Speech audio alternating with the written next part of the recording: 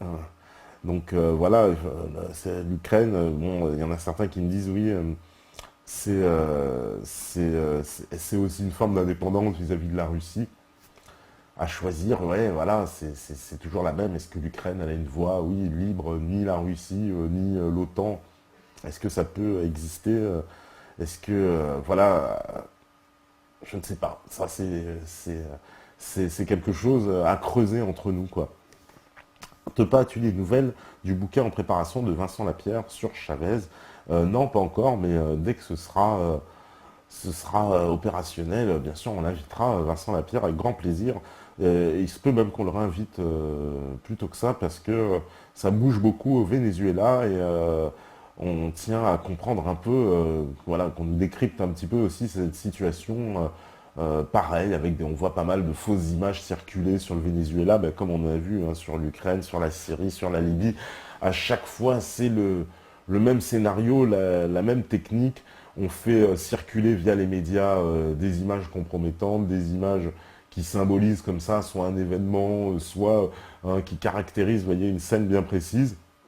Et ça sert hein, on va dire, d'exemple hein, comme ça, de médiatique, hein, qui est porté voilà, partout pour faire, voilà, ça sert d'outil de propagande, quoi, pour servir les causes d'un objectif qui est toujours le même, de ternir en fait une des deux parties et de victimiser l'autre, voilà, sans comprendre le fond des choses. Ça, c'est vraiment, c'est vraiment en tout cas le fondement à chaque fois de la politique et de la manœuvre des autorités de l'OTAN quand il s'agit de faire une révolution colorée quelque part. À chaque fois, donc c'est bien ternir complètement, complètement l'épreuve. Alors on me demande si Timochenko mérite sa peine de prison. Alors moi, ce que j'ai su hein, dessus, alors peut-être que vous avez certainement peut-être d'autres informations, moi je sais pas, mais moi j'ai su on en avait parlé en plus ici, on avait fait une émission, mais c'était dans les débuts de Méta TV, avec Thierry Messant, on en avait parlé de cette égérie de la révolution orange, qui effectivement est assez trouble, parce que voilà, comme nous explique Alain, l'entretien des liens aussi avec Poutine, et en même temps elle a des liens assez proches avec les Occidentaux. Il paraît, voilà, si elle a été en prison pour certaines malversations, c'est parce qu'elle avait trempé, elle et tout son clan, un peu, ce sont des oligarques, hein, vous savez, c'est une famille très riche qui a aussi pris le pouvoir sur l'Ukraine. Donc, que dire, est-ce qu'elle est coupable ou pas? Bon, ça, je ne sais pas vraiment, hein, mais à juger de ce qui se passe en Ukraine, on a l'impression de voir cette situation qu'on a connue au moment de l'effondrement de l'URSS, hein, donc cette espèce de situation post-soviétique, où il y a eu un passage violent donc, de ce monde soviétique, communiste, complètement figé, centralisé, on va dire, étatisé au possible, à l'ultra-néolibéralisme, hein, donc le libéralisme, comme vous l'avez très bien décrit, donc un libéralisme sans frontières, sans limites, sans règles, hein, on bascule tout d'un coup dans l'économie de marché la plus violente, donc d'un système, j'ai presque envie de dire, d'un extrême à l'autre. Et dans ce système, à chaque fois, on a vu une petite poignée de personnes s'accaparer un peu les restes d'un pays en décomposition, puisque bon, l'Ukraine, comme l'Union soviétique, à partir du moment où on est tombé dans la révolution, il y a eu clairement une petite minorité, une petite élite qui a pris le pouvoir hein, et qui clairement a profité de cet affaiblissement de l'État pour à son tour prendre de la puissance en s'accaparant comme ça les grandes sociétés publiques et les grands secteurs de l'économie. J'ai l'impression que c'est ce qu'on est un peu en train aussi de revivre en Ukraine. Alors, qu'est-ce qu'on nous dit en Ukraine? Il y a aussi un souci au niveau des églises orthodoxes. Il y a eu un schisme en 92-95. Il y a pour l'instant deux camps dépendant du patriarcat russe à l'est et au sud, et ukrainien à l'ouest et au centre, dont dépendrait Yushchenko. Voilà. les soucis de hiérarchie. Il y a aussi un mauvais souvenir de la Russie communiste et sa façon de gérer les denrées à l'époque. Ce conflit, ça remonte. C'est Sam Suffit qui dit ça. Oui, parce qu'il y a eu un grand conflit, oui, en Ukraine. On a forcé l'Ukraine étant aussi, alors comme l'a rappelé Alain, un endroit où était concentrée effectivement l'industrie russe, donc de très haute technologie, il l'a rappelé sur les tanks, l'armement, les fusées, etc. Mais également, vous savez, l'Ukraine, c'est le grenier aussi, hein, puisque ce sont les grandes plaines, les terres arables d'Ukraine, la terre noire d'Ukraine, très célèbre, hein, pour faire pousser le blé, l'Ukraine étant le grenier à blé, évidemment, de la Russie. Et pendant la révolution russe, on sait que les soviétiques ont littéralement, on pourrait parler quasi de génocide au niveau des paysans ukrainiens qui ont été forcés de donner leur récolte, hein, alors qu'ils allaient finir par mourir de faim eux-mêmes. C'est ce qui s'est passé évidemment pour soutenir l'effort de révolution. Et donc on garde un très très mauvais souvenir évidemment de cette période où des millions d'Ukrainiens ont trouvé la mort pour cause de famine, non pas qu'il n'y eut pas assez de blé, mais certainement qu'il eût fallu les donner aux autorités soviétiques qui venaient de toute façon le réquisitionner. Hein. Ils réquisitionnaient absolument tout.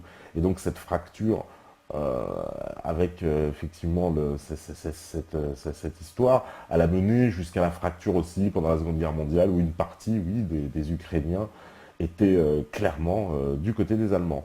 Hein. D'ailleurs, comme dans les pays baltes, hein, vous le savez, dans les pays baltes, on commémore hein, cette épopée SS, cette épopée avec aux côtés des Allemands, desquels ils se sentaient plus proches que les Russes. Bah, voilà, écoutez, c'est l'histoire, hein, c'est pas à savoir, il faut pas apporter de morale dedans, faut voir les faits tels qu'ils se sont déroulés. Alors, je n'ai pas vu beaucoup les Anglais prendre position en Ukraine. Quelqu'un a des infos. Oui, on les entend pas trop sur cette histoire. Ils se font un peu plus discrets, on va dire. Hein, à part bon, les Américains, mais ils sont toujours à la manœuvre, vous savez. Et puis l'Angleterre est empêtrée, je pense, dans des problèmes intérieurs hein, qui doivent la ronger, comme eh ben, ce référendum sur la sortie de l'Union européenne, qui, vous le savez très bien, est en discussion. Il y a également comment on appelle ça, le, euh, la partition de l'Écosse, puisque l'Écosse aussi demande son indépendance, et donc certainement un référendum à venir pour cette année. Ça fait vraiment un peu beaucoup de choses à gérer au niveau des problèmes intérieurs. En tout cas, l'Angleterre a certainement des chats à fouetter en ce moment. Alors, on nous dit la stratégie de choc de Friedman pour l'ex-URSS, RAF 54. Oui, c'est un peu ça, exactement, la stratégie du choc. Tout à fait, un changement de régime et il est à parier malheureusement que pour les Ukrainiens, ce soit un avenir sombre qui s'annonce parce que intégrer l'Union européenne, même si ça peut paraître dans un premier temps très une idée comme ça, très enjouée, hein, on a envie de dire, les Ukrainiens vont accéder à ce fameux stade et au fameux niveau de vie tant convoité des pays d'Europe de l'Ouest. Mais les Ukrainiens ne semblent pas très informés sur la situation réelle de l'Union européenne. Évidemment, la classe politique ukrainienne, elle, doit compter, doit encourager le fait que l'Ukraine appartienne à cette union, puisqu'ils vont récolter par derrière toutes les subventions européennes qui vont leur permettre on sait très bien, de se développer et puis de capter la manne. C'est ce qui s'est passé en Grèce, puisque tous ces marchés publics font l'objet à chaque fois de commissions occultes parallèles qui sont clairement, il faut le dire, de la corruption.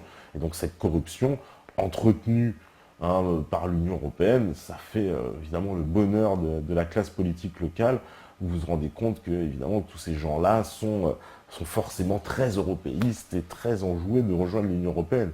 Hein, des milliards payés bien sûr par des pays comme nous, hein, un deuxième contributeur, avec également les Allemands ou les Hollandais, hein, qui paient énormément, voilà, qui ont des contributions négatives, hein, absolues hein, avec l'Union européenne.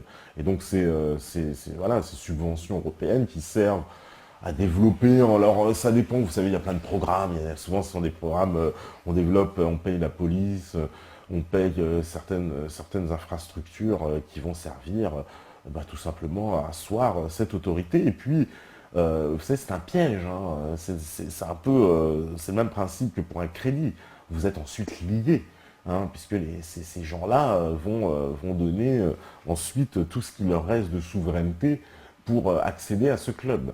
Hein, on se rappelle tous cette image du député hongrois qui avait quitté l'Assemblée en Hongrie avec le drapeau de l'Union européenne qui jette par la fenêtre parce que justement il exprime son mécontentement et la dictature imposée par la Troïka et par les différents organismes qui ont voulu bah voilà, dicter à la Hongrie sa politique hein, en expliquant que la Hongrie devait donner un peu, voilà, toutes ses souverainetés dans tous les domaines, en particulier dans le domaine financier.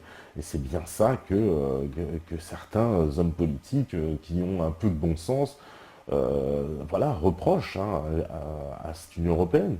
C'est tout à fait normal. Alors, il y a Jacques qui dit ne prenez pas mal les gars et les nanas, mais cette façon de tout ramener aux religions nuit au débat. Quand Salbert Ali l'invité, ok, mais sur l'Ukraine, oui, c'est vrai que des fois il faut rester un peu dans le débat. J'avoue qu'on s'est un peu égaré avec Alain sur le truc des Lumières. Moi, je n'ai fait que rétorquer à vos propos, mais Alain, il est assez virulent et vous l'êtes aussi. Mais bon, je pense que ça, de toute façon, ça doit rester un débat et je suis pas du tout, voilà, dans la vision qu'il faille, au contraire. Ne pas apporter le débat, c'est tout le contraire. Je pense que c'est tout à notre honneur de mettre en avant une pluralité d'opinions, y compris celles qu'on ne partage pas. C'est ça le premier des honneurs.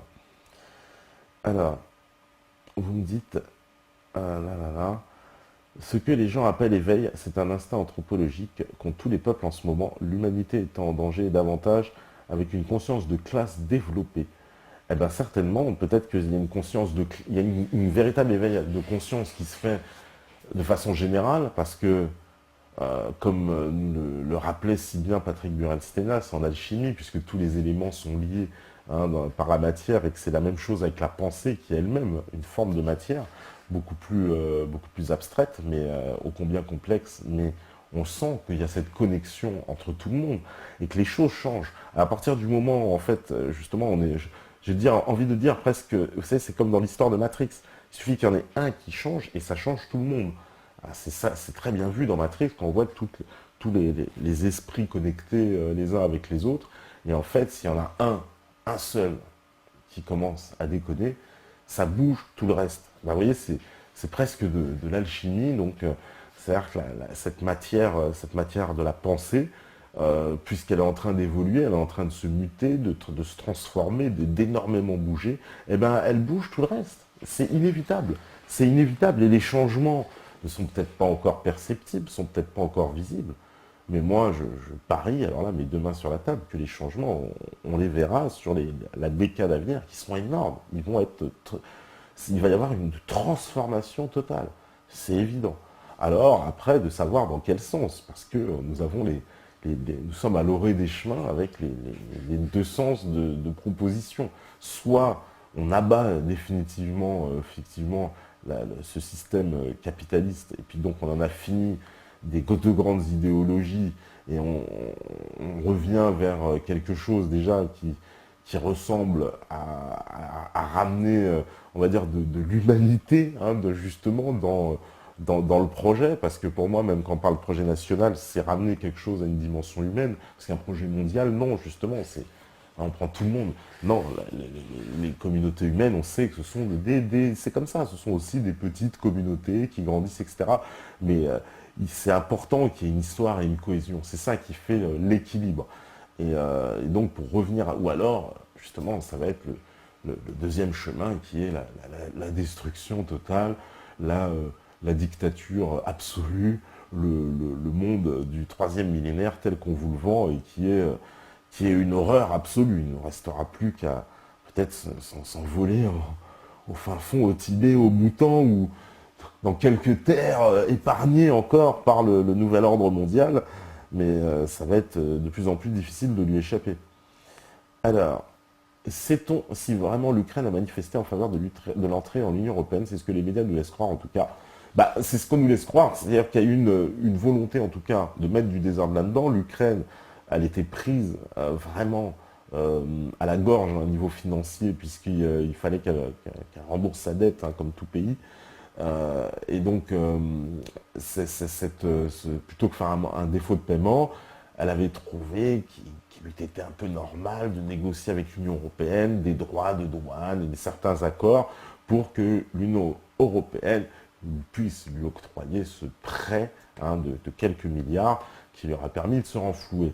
Et puis au dernier moment, il y a eu une proposition en fait des Russes pour contrer cette proposition de l'Union européenne et proposer voilà, un autre marché. Et c'est là que tout a commencé aussi avec des manifestations, etc. Et tout était bien planifié pour faire un espèce de bordel organisé qui a duré 6 mois et qui se solde par, eh ben, par un coup d'État véritable, hein. Donc là, ils ont vraiment le chic, hein, de ces révolutions oranges, on peut dire, et de cette façon de renverser les gouvernements. En tout cas, l'OTAN a vraiment on va dire ils ont vraiment ce pouvoir et ils nous démontrent à chaque fois. Bon, des fois ça foire, hein, faut pas non plus faut quand même garder espoir, mais on voit qu'ils sont très forts parce qu'ils y arrivent quand même, ils arrivent quand même à leur fin. Voilà, bien que ce soit une guerre en plus contre la Russie, hein. Donc c'est énorme quand même ce qui est en train de se passer. En même temps, on peut comprendre les Ukrainiens, ils sont déjà fait piller par la Russie lors de cette grande famine, pas encore par l'Europe, et pas sûr qu'il y ait un bloc pour rattraper l'autre. C'est Sam Suffit qui dit ça. Oui, toujours, bah oui, peut-être qu'ils voient à court terme en plus l'histoire voilà, de ces subventions européennes, hein, qui leur seraient pas désagréables dans un premier temps, et puis d'appartenir à ce club. Finalement, ils ont créé une élite mondiale, hein, l'élite des pays alors parce qu'il y a les pays de l'Union européenne, puis ceux qui ne le sont pas. Puis quand vous n'y êtes pas, il y a deux raisons. Soit il y a quelques pays riches qui n'y sont pas, puis on ne vous en parle jamais, et puis les autres, vous n'avez pas les critères pour y entrer. Et bon, bien que les critères, hein, ont tendance à devenir, hein, de moins en moins exigeants, puisqu'on fait rentrer un peu n'importe qui. Et du point de vue de l'Ukraine, ça paraît évident que c'est alléchant quand même comme proposition de se dire, ah bah oui, on va avoir de l'argent, on va être dans ce club très fermé, l'Union européenne, on va basculer dans les pays riches. Hein, il suffit de voir, si vous voyez, moi je travaille dans les aéroports, je peux vous dire que les touristes de l'Est, hein, de l'Europe, ne cessent de vous brandir sans cesse leur appartenance à l'Union européenne dès que vous leur demandez un document d'identité. Parce que pour eux, ils se sentent agressés, humiliés, offusqués, hein, si on leur réclame de justifier leur identité. Et leur premier argument, mais c'est typique, jamais par exemple un Italien ou un mec d'Europe de l'Ouest ne vous dira ça, ah, mais j'appartiens à l'Union européenne. Il s'en fout, il va vous parler à la limite de droit, de machin, vous dire, jamais il vous sortira cet argument-là, absolument jamais. Alors que les pays de l'Est, pour eux, alors c'est vraiment, mais c'est flagrant, quoi. Hein, vous savez, un Polonais, un Tchèque, un Slovaque, alors j'appartiens à l'Union européenne, j'appartiens. Vous voyez, c'est une espèce vous savez, un peu comme si il y a on pourrait dire une espèce de gratification sociale, et bien là, ce serait un peu la même chose, mais à l'échelle d'un pays.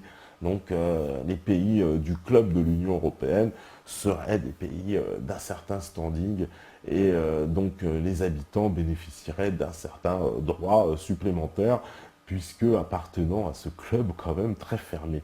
Et, euh, et donc les gens de l'Est revendiquent, c'est vrai, sans cesse, cette appartenance qui, pour eux, est un ascenseur vers le haut, vers aussi, vous savez, ces pays ont été souvent, faut bien le dire, à travers le XXe siècle, un peu, j'ai pas envie de dire mis à l'écart, mais d'une certaine façon, euh, ils ont été voilà, dénigrés, puisqu'ils n'ont pas connu un développement aussi important donc, que les pays d'Europe de l'Ouest. Et puis, sous le joug soviétique, il y avait moins de liberté d'expression, de liberté publique.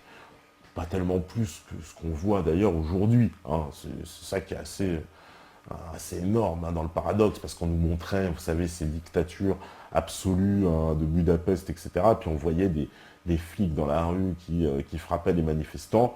J'ose dire qu'ils n'ont rien à envier à toutes ces images qu'on voit aujourd'hui en Europe de l'Est, avec ces mêmes flics qui frappent sans vergogne des manifestants, des mères de famille, et on vit un état policier de dictature qui n'a peut-être pas grand-chose à envier finalement à ces anciens satellites de l'URSS.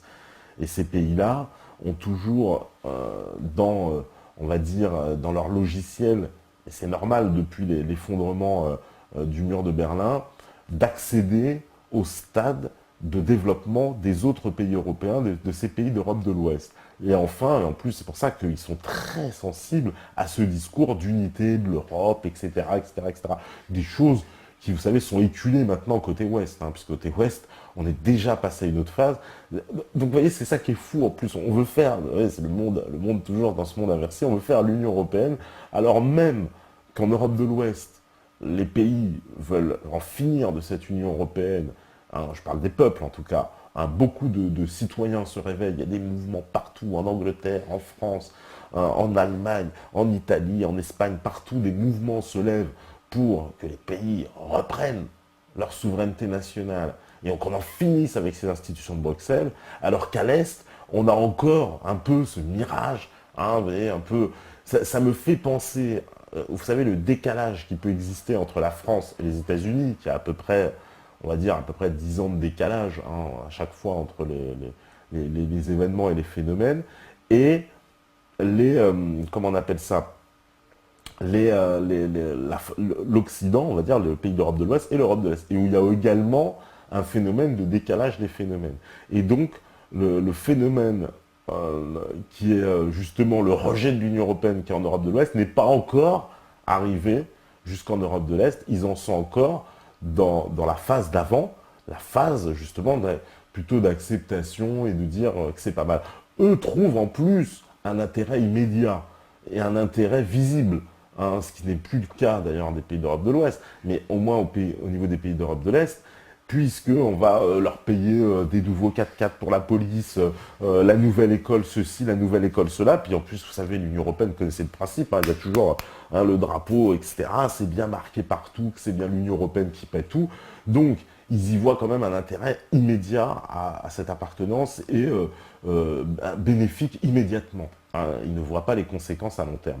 Bien qu'il y ait quand même des résistances, parce que on sait que voilà, dans certains pays, comme voilà, je vous ai expliqué ce qui se passe en Hongrie, etc., il y a des petits réveils qui sont en train de se faire. Et finalement, vous voyez, en plus avec Internet, tout ça s'accélère.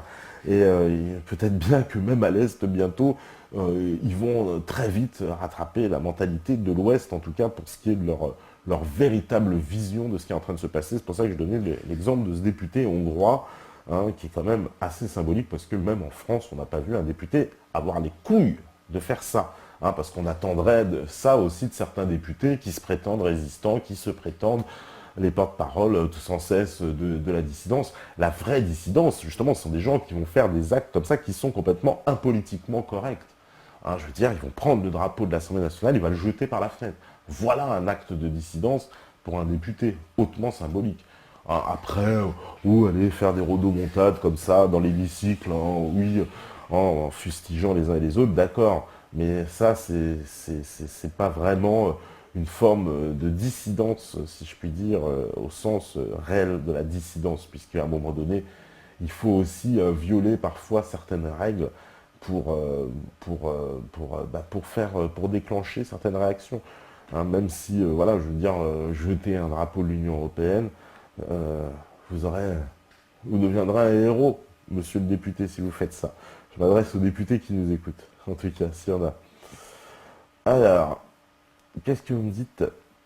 Le génocide par la faim en Ukraine a été occulté dans nos cours d'histoire, alors qu'il a causé plus de morts durant le choix. C'est RAF 54.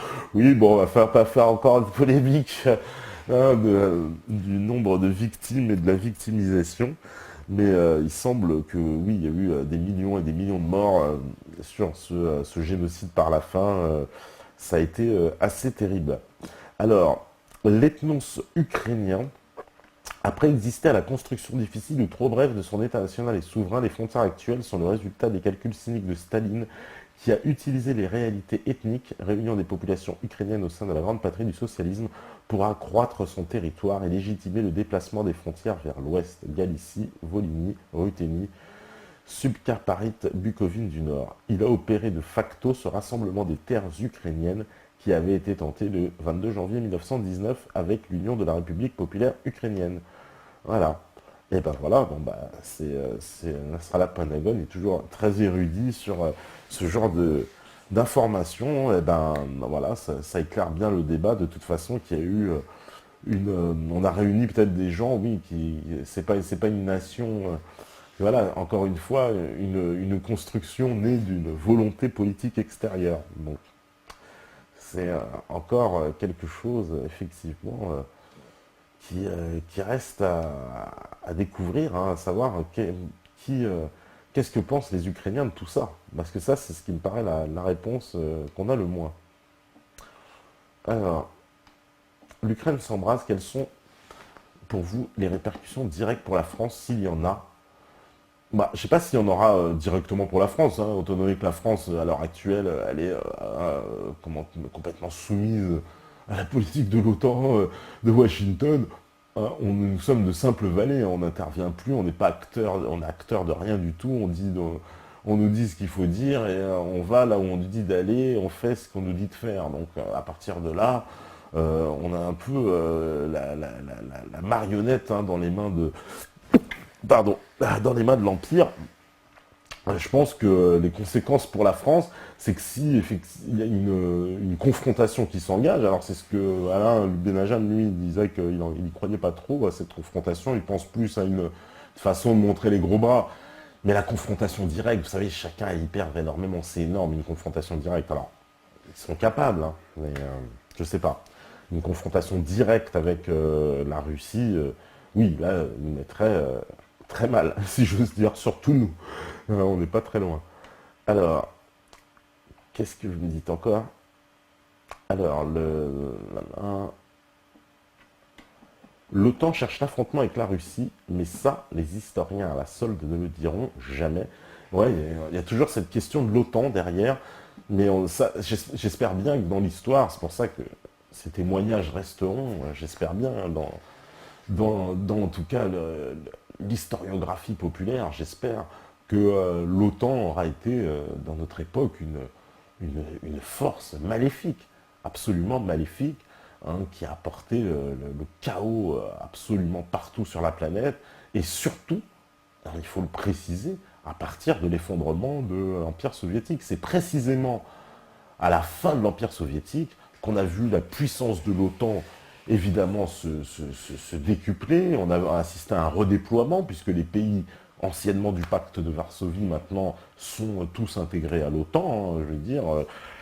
Voilà, il ne reste plus que l'Ukraine, on a échappé à la Géorgie, puisque Poutine, vous savez bien, a mis son veto absolu. Hein, il a été catégoriel là-dessus, il était même prêt, je me souviens de ses propos. Alors ça, ses propos, en plus, étaient fabuleux à l'époque, parce que les propos étaient cachés par les grandes chaînes françaises, mais ils étaient diffusés sur, vous savez, les médias russes. Et sur les médias russes, on voyait Poutine qui menaçait l'OTAN, clairement, qui disait, l'OTAN, s'ils veulent la guerre, ils auront la guerre. Et puis on avait dépêché Sarkozy vite fait, qui était parti à Moscou pour essayer d'éteindre l'incendie, parce que c'était très, très extrêmement tendu.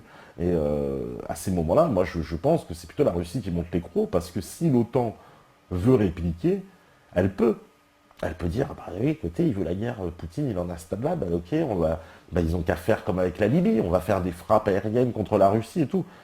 C'est pas pareil, hein. De toute façon, c'est la Russie, donc pas. C'est pour ça que je dis, on a beaucoup à perdre des deux côtés, et je pense que la défaite serait beaucoup plus humiliante pour les Américains, et pour l'OTAN, justement. Puisque l'OTAN se prétend, dans l'imaginaire, hein, euromondialiste, une puissance invincible. Hein, la plus grande puissance du monde, puisque les États-Unis, vous savez très bien, leur méga budget qui n'égale même pas le budget de tous les pays de la planète. Donc, bon, c'est de la folie, de toute façon, on n'avait jamais vu ça. Hein. Il faudrait presque faire une loi, on parle souvent de mondialisme, bah, peut-être une loi mondiale pour limiter les budgets militaires à un moment donné, parce que là, c'est quand même assez de la folie qu'il y a un pays. Alors, vous savez, ceux qui jouent à Civilisation, ils connaissent très bien le principe. Hein, construisez des armées, mais là, c'est plus possible. Il y a un pays qui ne fait que construire des armées, et puis son but, bah, il envahit tous les autres. Hein. Parce que quand vous avez une armée comme ça, que vous dépensez 800 milliards dans une armée, c'est pas pour la laisser dans des casernes et la laisser pourrir et laisser vos avions dans les parkings. Ben non, une armée, elle est rentable. Ben, vous savez très bien, il faut la faire, il faut la faire travailler. Et c'est quoi faire travailler une armée? C'est faire envahir des pays. Donc, il y a une espèce de logique implacable. Les États-Unis, s'ils investissent autant dans, dans le budget militaire, c'est bien parce qu'ils ont un projet de domination totale par derrière. Mais c'est une évidence. Et ce projet de domination ne tient parce qu'évidemment, on le sait, tout ça est payé par le dollar, qui est la monnaie de singe et qui est imposé dans les rapports financiers, qui est imposé en monnaie de réserve, imposé dans les échanges pétroliers. Tout tient à ça. Donc tous ceux qui veulent du pétrole, et tout le monde veut du pétrole, est obligé de payer en dollars, parce que vous ne pouvez pas les payer autrement. Et si vous voulez des dollars, vous payez la dette extérieure américaine qui ne cesse de gonfler, de gonfler, de gonfler, de gonfler, de gonfler. Hein, voilà, comme il disait Alan Greenspan, hein, la dette américaine, c'est nous qui la contrôlons, mais c'est votre problème. Tu vois, voilà. Donc c'est le problème de la planète. Donc c'est comme ça, c'est ça le système américain, c'est le système de l'Empire. Hein, et le système de l'Empire, de l'OTAN, il n'y a pas tellement moyen voilà, il faut s'y attaquer de front. C'est pour ça que la sortie de l'Union européenne, c'est essentiel, parce que c'est un électrochoc. Alors peut-être ça leur plaira pas, ils vont réagir, je sais pas, mais c'est commencer à détricoter eux aussi, comme ils essaient de détricoter la France, bah, c'est utiliser un peu leur technique et dire, bah, nous aussi, on va détricoter aussi votre ordre mondial de la même façon. Alors, un quand même, j'ai envie de dire, c'est le pygmalion absolu de l'ordre mondial, l'Union européenne, c'est-à-dire la réunion de pays qui se sont fait la guerre, de pays qui ont des cultures, des langues différentes bien établies, qui n'ont jamais souhaité faire d'union depuis des milliers d'années, et puis qui se retrouvent, ou alors par la force, hein, parce qu'il y a toujours eu, quand on a parlé d'union, ça a été la volonté de un seul d'imposer sa loi à tous les autres. Et là, on parle donc de cette Union européenne, évidemment, et qui, si elle fonctionne, servira de tremplin et de modèle à toutes les autres formes d'économie et d'organisation politique sur la planète. A contrario, si elle éclate, ce sera un signal fort, je pense, pour les autres puissances de la planète. En plus, il y aura toujours, vous savez, ces mondialistes qui vont vous dire, mais attendez, vous voulez éclater l'Union européenne au moment même où il y a l'Union africaine, au moment même où il y a l'Union asiatique, au moment même où il y a l'Union américaine, etc. C'est toujours ce même argument, hein, le même poncif, on le connaît, pour justifier cette appartenance absolument absurde à cette construction qui nous tient pieds et poings liés et nous empêche, hein, d'agir de quelque façon que ce soit dans aucun domaine, que ce soit politique, économique, financier, et tous les politiciens nous enfument là-dessus parce que ça devrait être quand même un des centres de leurs préoccupations, l'action politique. Hein, comment vous pouvez promettre que vous allez changer quelque chose si vous n'avez même pas le pouvoir, les moyens entre vos mains quand vous allez occuper la place que vous briguez. C'est quand même énorme, c'est pas possible. Comment quelqu'un il peut aller comme ça, se présenter dans une élection, nous expliquer qu'il va occuper un poste, qu'il va faire ci et ça, alors qu'on sait pertinemment, pour qui s'informe, que ces pouvoirs-là ne sont pas entre ses mains.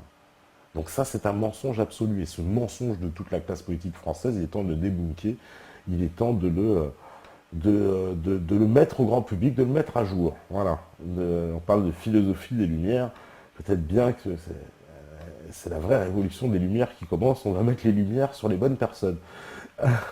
Alors, Mister Quenel, il nous a mis à Hadith sur la fin des temps. Bon, ok, ça, vous voulez absolument parler religion. Alors, Zinzen, le nouvel ordre mondial n'est-il pas en train de dessiner les gros contours de l'Union européenne à terme pour mettre chirurgicalement en place la régionalisation de l'Europe? Les découpages grossiers des continents sont de plus en plus flagrants. C'est Zinzen. Ouais, c'est exactement le plan qui continue. Voilà, tout à fait le plan de... c'est marrant, c'est la synchronicité, voilà, c'est ce bloc continental et l'Union européenne, de toute façon, c'est l'exemple de ce qu'ils veulent faire, puisque on parle, vous savez, on parle d'Union européenne, mais vous savez qu'ils ont des plans pour intégrer jusqu'au Kazakhstan, on parle de mettre l'Azerbaïdjan, c'est de la folie, leur Union européenne, c'est de la folie.